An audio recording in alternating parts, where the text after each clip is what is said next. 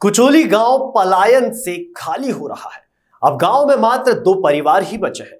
हिमालय के आंचल में स्थित कुचोली और खंतोली गांव आध्यात्मिक रूप से जितने समृद्ध हैं, सौंदर्य की छटाओं के लिए उतना ही प्रसिद्ध भी है। लेकिन पलायन के दंश से अब गांव की रोशनी सूनी होती जा रही है।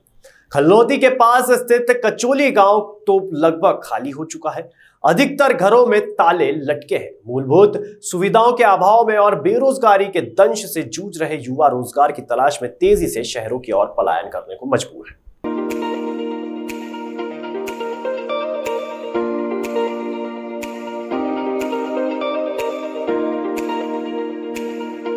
जीवंत रौनकों का केंद्र रहा कुचोली गांव लगभग खाली हो चुका है।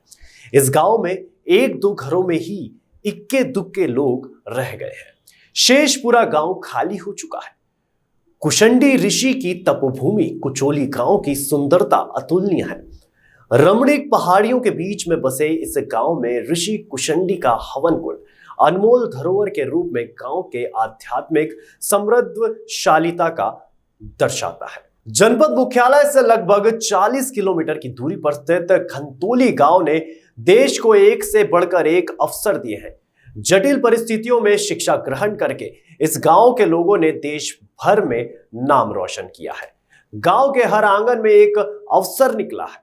काड़ा विजयपुर मार्ग से लगभग 4 किलोमीटर की दूरी पर स्थित इस गांव में और इसके आसपास के गांव में पहाड़ जैसी समस्याओं का अंबार है। तमाम प्रकार के झंझावटों को झेलने के बाद भी समूचे उत्तराखंड में इस गांव की अपनी एक अलग ही पहचान है। इस गांव से निकली प्रतिभाओं की लंबी सूची है। आईएएस, आईपीएस, पीसीएस, आईएफएस, सेना में अफसर, चिकित्सक, इंजीनियर, व्यवसाय, शिक्षा व विज्ञान के क्षेत्र इस गांव ने सुमेचु देश में नाम रोशन किया है। कुमाऊं में सर्वप्रथम बिजली की रोशनी पहुंचाने का कार्य भी इसी गांव के इंजीनियर रामचंद्र पंत की देखरेख में हुआ था। गांव जो जनपद बागेश्वर का एक बहुत महत्वपूर्ण गांव है, आध्यात्मिक की अलौकिक विरासत, वो इतिहास को अपने आप में समेटे हुए है। बहरहाल पलायन के कारण यह गांव भी अब इतिहास सा बन गया है। 1-2 घर पर हैं। आज इस जन्म लेने वाले, अपनी मातृभूमि से असीम स्नेह रखने वाले एक बंधुवर हमें इस गांव में मिले हैं। आपका शुभ नाम? गुरुदेव चंद पंत जी आज आए हैं। मातृभूमि का स्नेह इन्हें यहाँ है। और गुरु जी, हम ये जानना चाहेंगे कि आप अपनी जन्मभूमि में हैं। कितने समय बाद यहाँ आ रहे हैं? मैं आज 3 साल में यहाँ पर आ रहा हूँ जी। उससे पहले जब मैं बचपन से मैं जब पढ़ता था तो यहाँ से पढ़ने के लिए गए। बीएससी एमएससी सब अल्मोड़ा से किया। उसके बाद रोजगार में आए तो टीचिंग व्यवसाय में आ गया।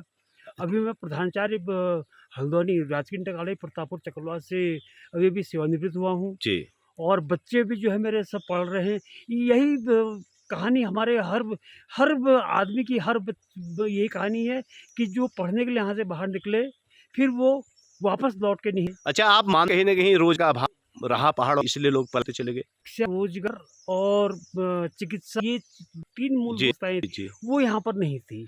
मैं यहाँ पढ़ता था। मैं कांडा से पैदल स्कूल जाता था। जी। अच्छा, कांडा की यहाँ से कितने किलोमीटर की दूरी पर है? कांडा की पैदल किलोमीटर दूरी 9-10 किलोमीटर थी। अच्छा। उससे अगर किलोमीटर बैठता था। अच्छा। आज आप यहाँ पहुँचे, आपने यहाँ क्या देखा? आप यहाँ कितने घर लोग हैं? देख कर ये रोना आ रहा है कि यहाँ जब कभी छुट्टी में हम स्कूल के जब बंधु छुट्टी में आते थे तो इतने लोग यहाँ पर रहते थे। जो हमारा एक धारा था, नहाने की जगह तक नहीं मिल करती थी। आज इस उजाड़ को देख करके मन इतना दुखित है, क्या करें। ये ऐसी व्यवस्था हमारी रही कि जो यहाँ पर से अगर किसी पहले से अगर एक बच्चे को अगर 5 पास करने के बाद अगर 6 भी जाना होता था, वो कांडा या कमरदेव भी जाता था। तो यहाँ से लगभग बहुत दूरी पर पड़ती थी। और उसके बाद जब बाहर सभी ने उन परिस्थितियों पढ़ने के बाद सब लोग बाहर गए। जो जहाँ जब पढ़ा फिर वहीं जॉब में आया। जॉब में आने के पश्चात वो वहीं सेटल हो गए।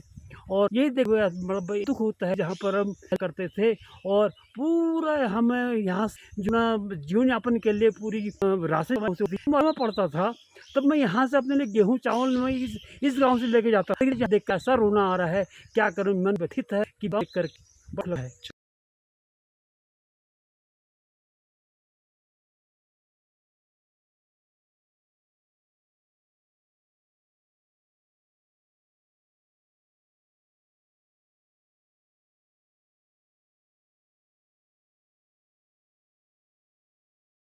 आ रहा है, क्या करूं, मन व्यथित है कि बात करके। आजादी के अविस्मरणीय योगदान में पूर्णानंद पंत, पुरुषोत्तम पंत, चंद्रशेखर पंत, देवी दत्त पंत, हरिदत्त पंत, नारायण दत्त पंत आदि का नाम सुनहरे अक्षरों में दर्ज है।